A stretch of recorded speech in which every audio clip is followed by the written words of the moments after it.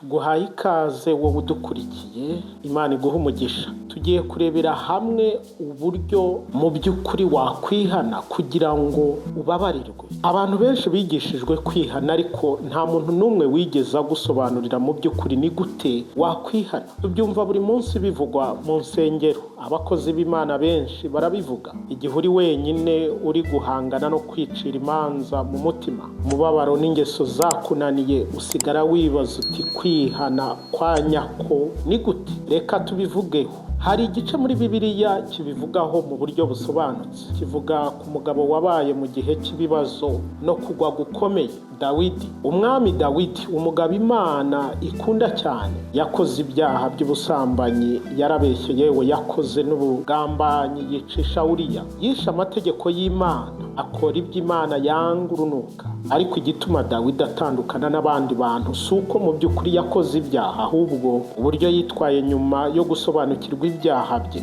Ntabwo yabihunze, ntiyigeze yisobanura, ahubwo yaciye bugufi agarukira Imana n'umutima we wose. Uku niko kwihana. Ntabwo ari ukuvuga gusa uti mbabarira, ahubwo ni ukuvuga mu mutima wawe uti Imana ndagukeneye, hindura umutima wanjye. Zaburi ya 51:12, Dawidi aravuga ati Imana undeme mu mutima wera, unsubize mu mutima ukomeye. Uyu murongo ntabwo gusa ari isengesho, ahubwo ni igishushanyo cy'inzira. Kwihana bitangirira mu mutima. Kwihana si ukuba umutagatifu, ahubwo ni ukuba inyangamugayo. Imana ntabwo ishaka gusaba imbabazi by'ibihimbano cyangwa iyobokamana ry'agaha, ikeneye umutima wawe. Kwihana by'ukuri ni ukwemera ibyaha byacu, tukumva uburemere bwabyo, hanyuma tukizera ko Imana ibasha kutweza. Yohana wa mbere 1:9. Ariko nitwatura ibyaha byacu, niyo yo kwizerwa kandi ikiranukira kutubabarira ibyaha byacu no kutwezaho gukiranirwa kose. Ibi nibyo byiringiro. Imana ishaka kukubabarira, ntabwo itegereje kukugirira nabi, itegereje kugukiza. Iki nicyo cyerekezo cyo kwihana. Aha niho kwihana bikuganisha kugukira ndetse umudendezo n'itangiriro rishya. Birashoboka ko waba waragerageje guhinduka ariko bikanga. Birashoboka ko ufite isoni zituma ukomeza guceceka. Ushobora kuba wiyumva uri kure cyane y'Imana, ariko tega amatwi. Kwihana si ukuba umunyembaraga ngo wihagarareho, ahubwo ni ukuba umunyakuri bihagije mu kwicisha bugufi. Ni uguhindura icyerekezo, ukareba ibyaha byawe, warangiza ukareba kuri Yesu, ukamuhitamo, ukemera ko abana nawe ibihe byose. Ikibazo rero ni gute wakwihana? Intambwe ya mbere yo kwihana ni ukwemera ibyaha byawe. Tangirana ubunyangamugayo. Ibyaha byawe wibyeza, wigerageza gushyiraho ibisobanuro, byita izina, ubivuga umenetse imbere y'Imana. Aha niho umudendezo utangirira. Iyo uhagaritse kwishushanya ugatangira kwatura, utaravuga n'ubundi byawe, Imana irabizi, ariko ubunyangamugayo bwawe nibwo bugukiza. Intambwe ya kabiri, byumve. Umva neza ibyaha byawe. Kumva uburemere bw'ibyaha byawe atari ukwicira imanza mu mutima, kuko byo bikwinjiza mu isoni n'ikimwara, ahubwo ugira agahinda mu mutima kagukurura kakakwegereza Imana.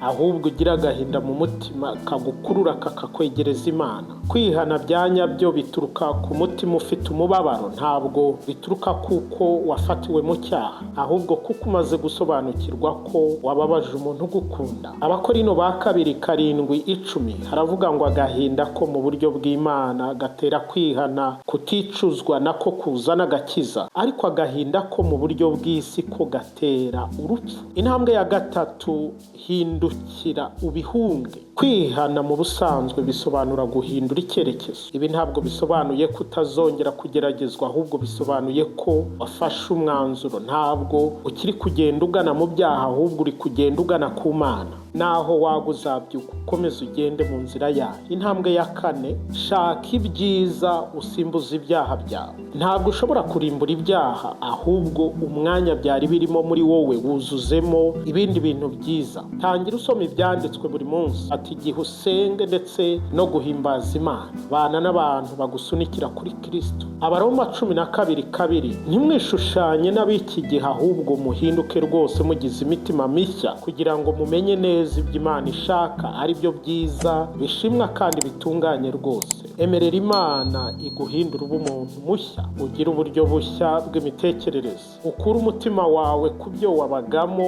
uwerekeze ku byiza bishimwa n'Imana. Intambwe ya 5, akira imbabazi. Aha niho abantu benshi bagera bagashidikanya. Twizera ko Imana ibabarira, ariko turushwa cyane no kwizera ko yatubabariye. Yesaya 1:18 Bibiliya iravuga ngo nimuze tujye inama, ni ko Uwiteka avuga. Naho ibyaha byanyu byatukura nk'umuhemba birahinduka umweru bise na shelegi, naho byatukura tukutuku birahinduka umweru nk'ubwoya bw'intama bwera. Ibyaha byawe nubizanira Imana, ntabwo izabikwikoreza ku mutwe, ahubwo izabigukuraho, izagukuraho isoni. Uzagendera mu mbabazi zayo. Umaze kumenya ko kwihana byoroshye kurusha ibihano. Kwihana ni umuryango ugarura umuntu mu mahoro. Kwihana si igikorwa umuntu akora rimwe gusa, ahubwo ni urugendo rw'ubuzima bwose. Igihe cyose uguye ugomba kubyuka. Igihe cyose utannye ukajya kure y'Imana, garuka udatinze. Luka 15 havuga amateka y'umwana w'ikirara yangije ibintu byose, ariko yisubiramo afite umubabaro n'ikimwaro, ndetse ashonje. Agaruka mu rugo, papa we aramwakira, aramwishimira cyane, akora umunsi mukuru ndetse amusubiza uburenganzira mu rugo.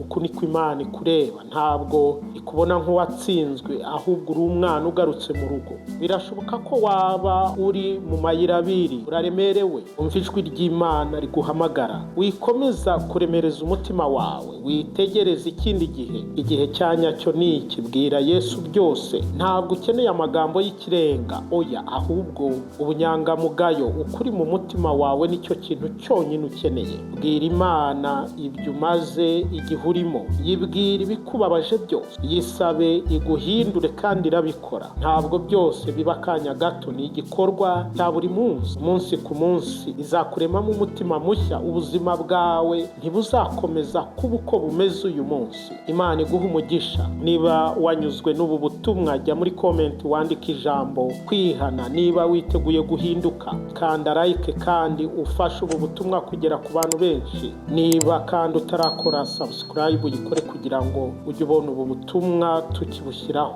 Urakoze cyane.